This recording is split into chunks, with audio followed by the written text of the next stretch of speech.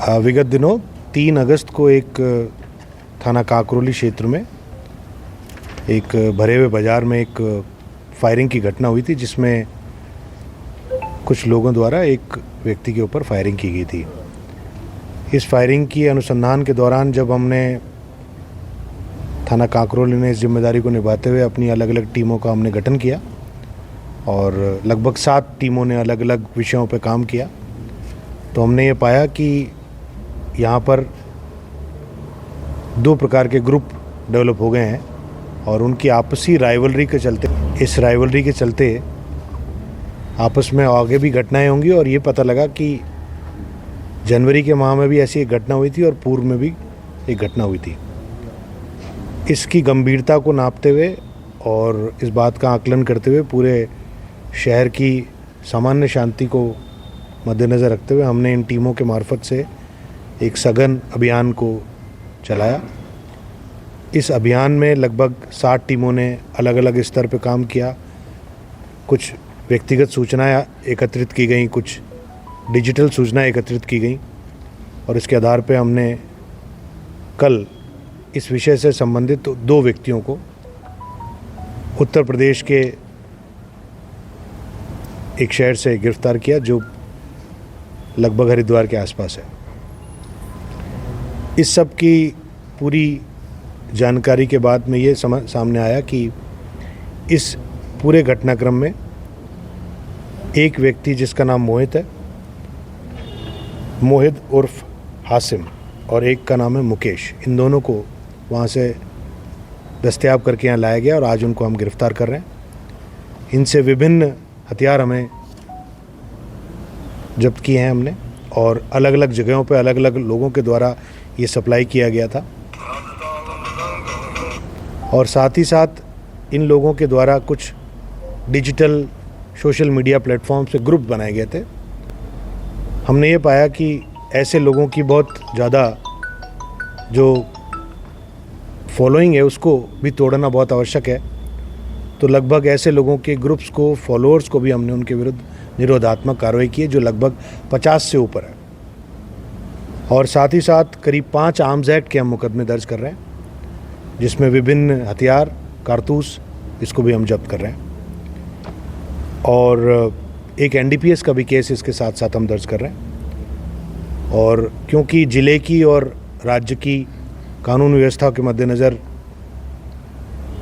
Rajsamand police ने एक team effort को ध्यान में रखते हुए वृत्ताधिकारी विवेक सिंह और SHO हनुमंत सिंह और DST इंचार्ज केसाराम के नेतृत्व में विभिन्न टीमों ने सघन प्रयास करके और उनके साथ में लगभग 40 लोगों ने अलग अलग टीमों के रूप में काम किया और एक अच्छा परिणाम हमें देखने को मिला है, जिसमें हम इनको आज अरेस्ट कर रहे हैं। और मैं उम्मीद करूंगा कि आने वाले दिनों में भी हम इनसे रिलेटेड कहां से ये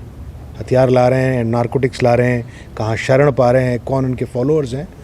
इस प्रक्रिया को हम बिल्कुल जड़ से समूल नाश करने के लिए कटिबद्ध हैं। और आगामी दिनों में मैं जनता से एक अपील करना चाहूँगा कि ऐसे जो क्रिमिनल तत्व होते हैं उनको सोशल मीडिया पे फॉलो करके समाज में एक गलत मैसेज जाता है, इसलिए कृपया ऐसा काम ना करें जिससे कि हमें उनके खिलाफ भी कार्रवाई करनी पड़े। सर, इनके पास में हथियार भी पाए गए हैं, पहले भी कोई आपराधिक मामलों में लिप्त है, तो क्या किसी गैंग से कनेक्टिविटी इनकी पाई गई है? नहीं, अभी तक हमारे पास ऐसी कोई बड़ी गैंग से इनकी कोई संलिप्तता नहीं मिली है, लेकिन जैसा मैंने कहा कि हम हथियारों के सोर्स के ज़रूर, जहाँ से स्रोत रहे, कहाँ से ला रहे हैं, क्या इसी राज्य में ये ला रहे हैं, कहीं और से ला रहे हैं, कहाँ छुपा रहे हैं, इनको कौन शरण दे रहा है, किन रास्तों से भागते हैं और कहाँ कहाँ जाते हैं, इनके फाइनेंसर्स कौन हैं,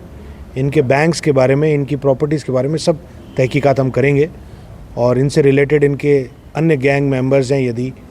यदि साथी हैं और इनके शुभचिंतक हैं, उन सभी के खिलाफ कार्रवाई करने का हमने मन बनाया है। सर, बड़ी घटना, इसने पहले फायरिंग की थी लगभग 6 महीने पहले। जी हाँ, जनवरी में। भी इसको इतनी डील क्यों दी गई पुलिस की तरफ से, उसको आप जाके उसको मतलब अरेस्ट कर 6 महीने तक? देखिए, सबसे पहली बात, पुलिस किसी को डील नहीं देती है। पुलिस कभी भी किसी को डील देना चाहती भी नहीं है। उस समय की परिस्थितियों में कोई ऐसे काम हो गए होंगे कि हमारी जो सूचना तंत्र एक जगह जाके रुक जाता है। और आज के दौर में डिजिटल दौर में जहाँ पर लोग गायब हो जाते हैं और उनकी कोई भी सूत्र जब नहीं मिलता तो कई हमारे प्रयास असफल हो जाते हैं। ऐसे बहुत सारे प्रकरण हैं जिसमें हमको सफलता नहीं मिली। ढीले प्रयास उस समय की परिस्थितियों के अनुसार हो जाते हैं, परंतु फिर भी हम ये मानते हैं कि लगातार जो प्रयास हैं उसकी वजह से ही पहले नहीं अरेस्ट हुए तो कोई ना कोई क्रिमिनल का एक समय आता है जब उसको शरण के बावजूद और उसके छुपने के बावजूद भी उसको कानून के शिकंजे में कसा ही जाता है। एक सवाल ये था कि इन दिनों जो धरपकड़ हुई अवैध हथियारों को लेकर जी, उसमें जो अभियुक्त पकड़े जा रहे हैं अधिकांश 18, 19, 20, 21 इस उम्र के आसपास के आ रहे हैं, तो आपको नहीं लगता कि इन युवाओं का इस अपराध की तरफ बढ़ना ये भी शहर के लिए चिंता का विषय है? और साथ ही क्या इनके अभिभावकों से या शिक्षकों से कोई काउंसलिंग के माध्यम से भी ऐसी कुछ सुनिश्चित किया जाएगा कि कम से कम इस उम्र के युवक इन मार्ग पर ना चलें, इन रास्तों पर ना बढ़े?